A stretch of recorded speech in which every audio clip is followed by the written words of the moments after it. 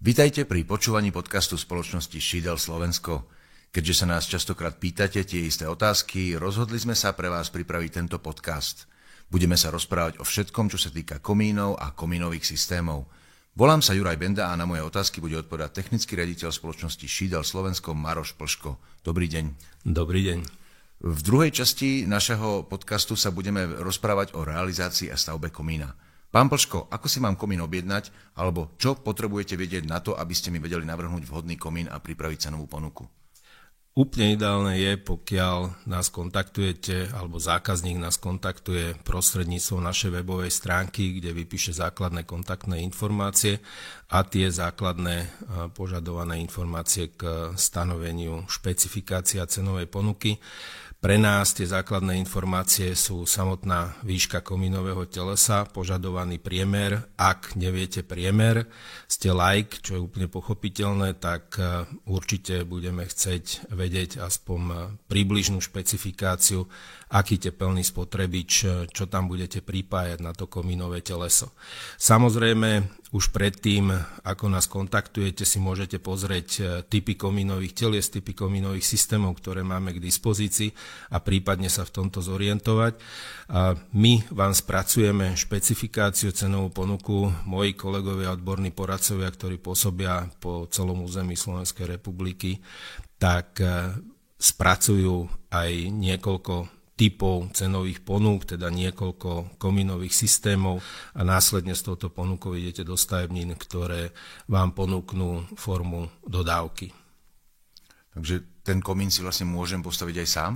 Áno, samozrejme, komínové teleso šídel si viete postaviť aj sami s tým, že treba samozrejme dodržať základné pravidlá, ako je náš montážny návod, čiže odporúčam najskôr naštudovať ten veľký papier, tú plachtu, pribiť na stenu, pozrieť krok za krokom, kľudne si k tomu otvoriť pivko a prípadne si na mobile pozrieť montážny návod, ktorý máme animovaný na našom YouTube kanáli. No a samozrejme dodržiavať tie základné pravidlá, ako sú odstupy od horľavých častí stavby.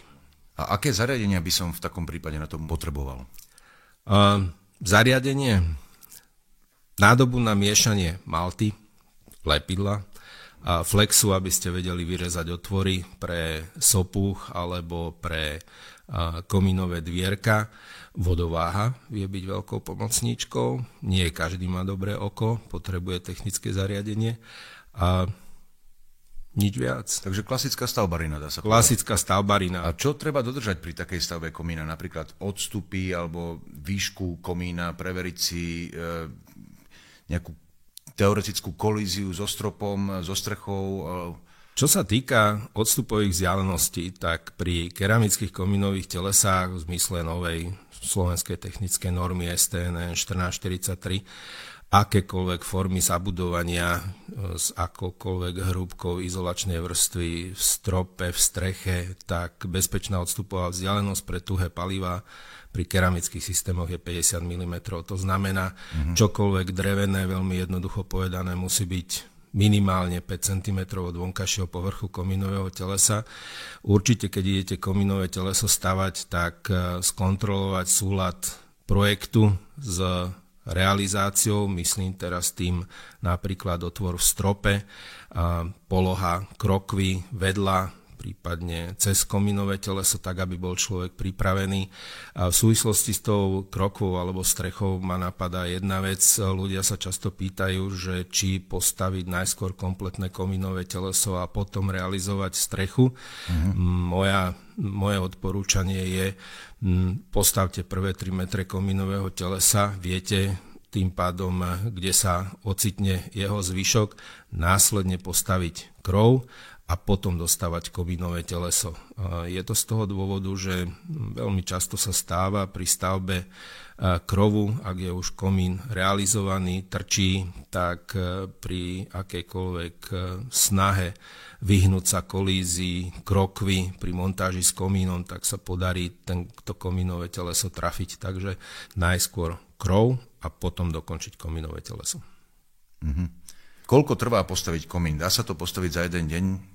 Určite áno. Štandardný rodinný dom, výška komínového telesa do 7 metrov pri bungalove, do nejakých 9,5-10 metrov pri dvojposchodovom rodinnom dome, čiže pre bungalov do 8 metrov jeden deň v pohode. Uh-huh. A ako sa taký komín kotví v strope alebo v streche?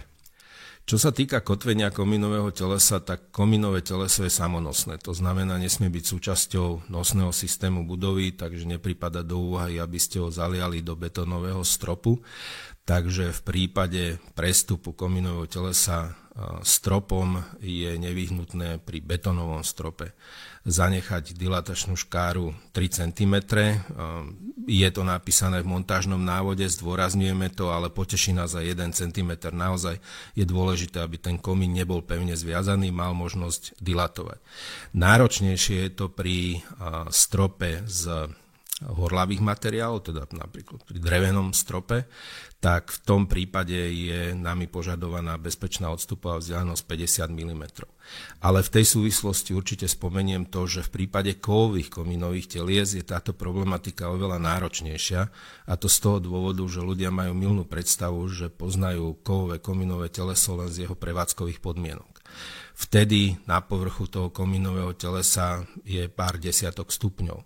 Ale musíme počítať s tým, že v prípade použitia tuhých palív nám hrozí vyhorenie sadzí a vtedy je teplota na povrchu takéhoto komínového telesa viac ako 300 stupňov Celzia. Čiže tu treba naozaj dodržiavať bezpečné odstupové vzdialenosti, ktoré deklaruje každý výrobca podľa spôsobu zabudovania. A to už nemusí byť, ani nie je tých 50 mm.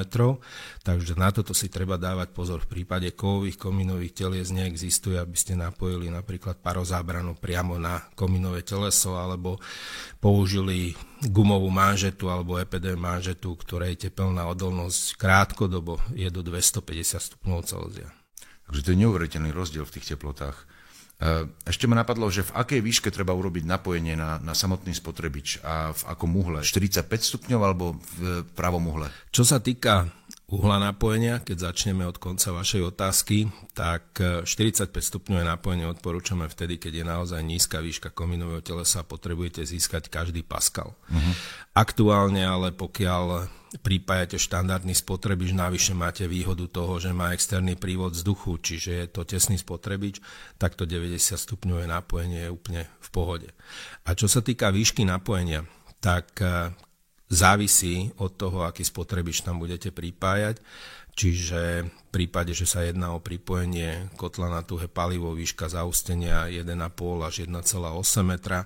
V prípade, že idete pripájať krbové kachle, tak platí to isté, možno do 2 metrov, aby ste možno získali ten lepší pocit, že dymovod, ktorý ide zo spotrebiča, vám dáva dodatočný výkon. Nedáva to celkom zmysel, lebo spotrebič máte s výkonom 5-6 kW, napríklad krbové kachle, pričom celková tepelná strata vášho objektu je na úrovni možno 4 až 8 kW, tak pridávať ďalšie kilowaty alebo ďalšie waty tým, že dáte jednovrstvový dymovod od spotrebiča do komína, nie celkom dáva zmysel, alebo je to zbytočný tepelný zisk. No a výška zaústenia pri krbovej vložke 2,1-2,2 metra je úplne v pohode z toho dôvodu, že následne nad tým napojením alebo v tej krbovej obostavbe potrebujete tzv. Kufor, aby ste oddelili tepelnú komoru alebo komoru okolo spotrebiča od stropu, aby ste ho zbytočne neprehrievali. Čiže neplatí čím vyššie, tým lepšie, ale rozumnejšie a podľa typu spotrebiča, ktorý budeme napájať na komín. Spomínal ste prívod vzduchu. Je lepšie urobiť prívod vzduchu ku spotrebiču v podlahe, alebo je lepšie na to využiť komínové teleso, teda vlastne použiť tvárnicu so šachtou?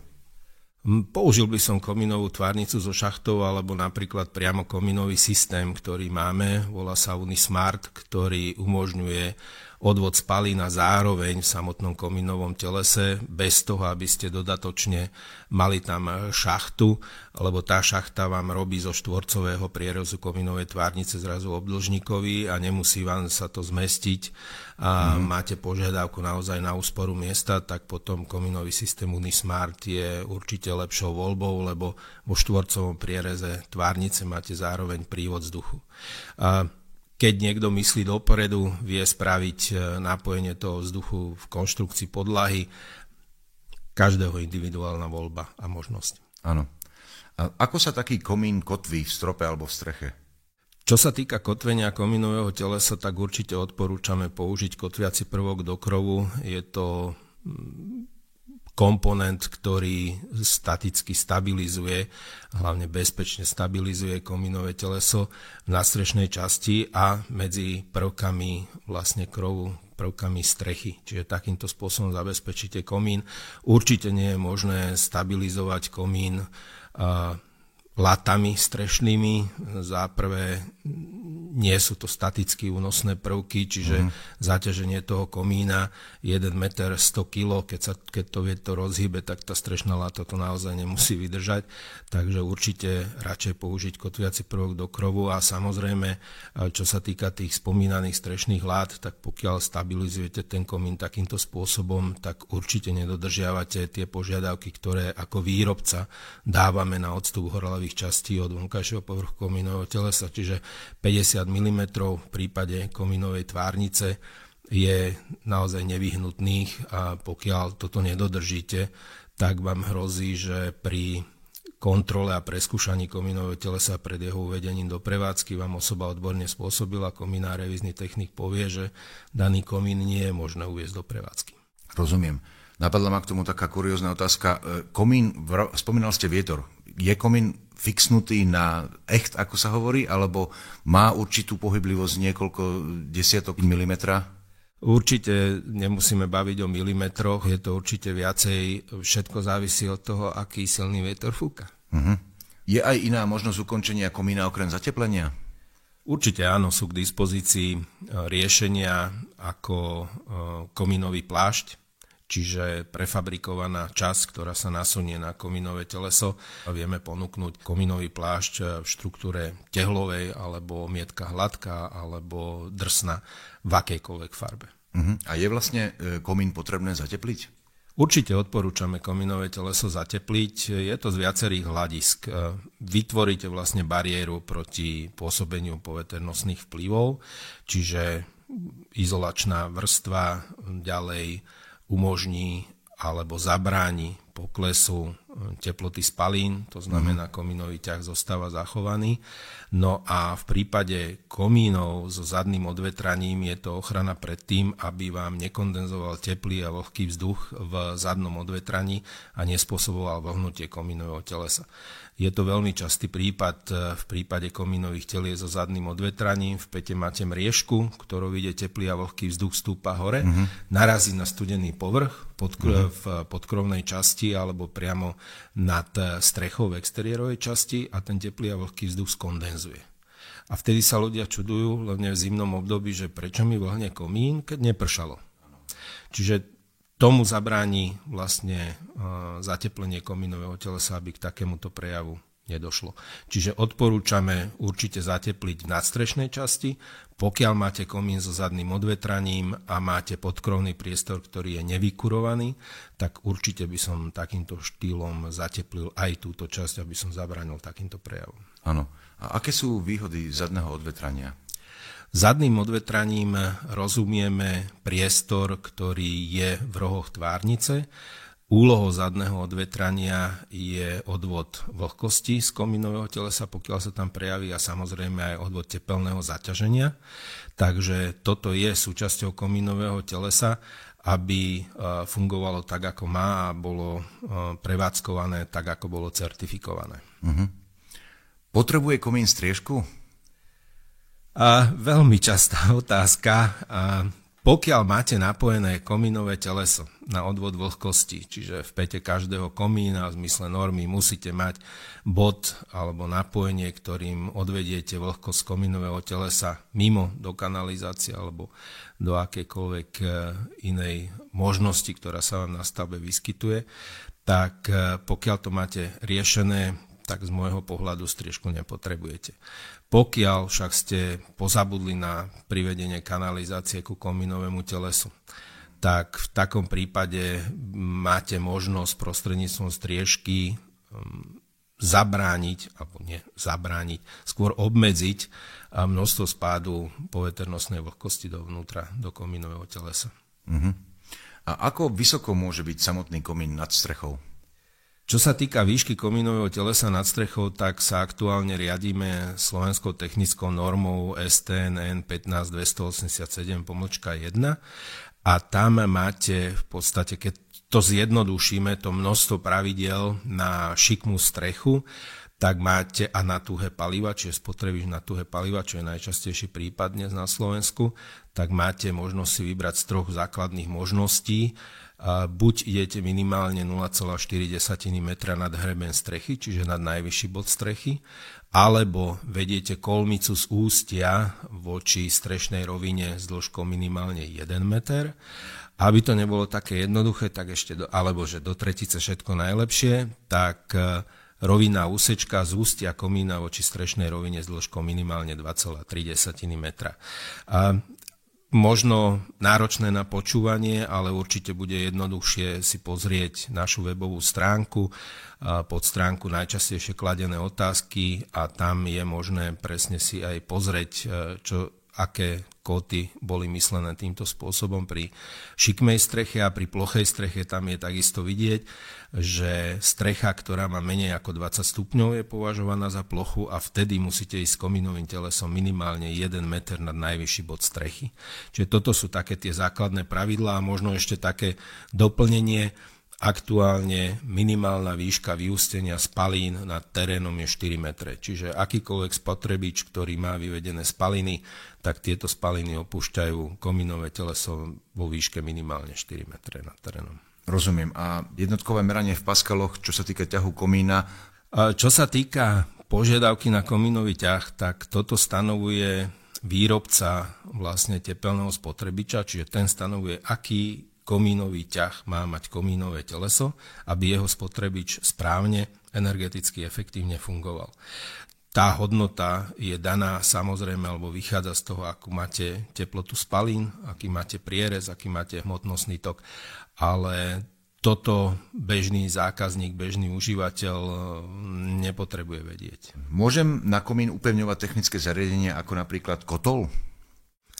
Čo sa týka pripevnenia kotla, máte možno na mysli plynový kondenzačný kotol, tak ako som už spomenul, komínové teleso je samonosné, nesmie byť súčasťou statických prvkov stavby. Kotol nie je statickým prvkom stavby, ale zaťažuje, je to naozaj pár desiatok kíl, čiže z tohto titulu neodporúčame upevňovať kotlové teleso alebo spotrebič priamo na komínové teleso. Je možné na komín upevniť hromozvod? Áno, ale správnym spôsobom. Ak sa realizuje bleskozvod, hromozvod na stavbe, tak sú na to prvky, ktoré umožňujú pripevnenie bleskozvodu na komínové teleso. Určite neodporúčame navrtávať nejaký držiak priamo do komínovej tvárnice. Je to z toho dôvodu, že tá tyč, ktorá vám tam trčí vplyvom vetra, rezonuje alebo s ňou myká a tým pádom potom dojde k uvoľneniu toho trňa alebo poškodeniu priamo komínovej tvárnice. Čiže ak pripevňovať bleskozvod na komínové teleso, tak určite obručou a takýmto spôsobom zabezpečiť fixáciu prvkov bleskozvodu na komín. Predpokladám, že komín bude potrebovať nejakú špeciálnu omietku, nejakú odolnejšiu, asi tam nemôžeme dať obyčajnú.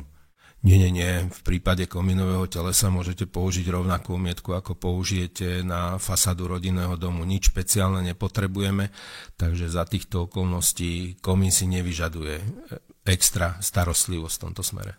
Áno. Pán Plško, myslím, že sme v dnešnom podcaste odpovedali na najčastejšie otázky týkajúce sa realizácie komínov a komínových systémov a v ďalšom podcaste si zase povieme niečo o kotloch, krboch, kachliach a ich pripojení. Ďakujem. Ďakujem aj ja.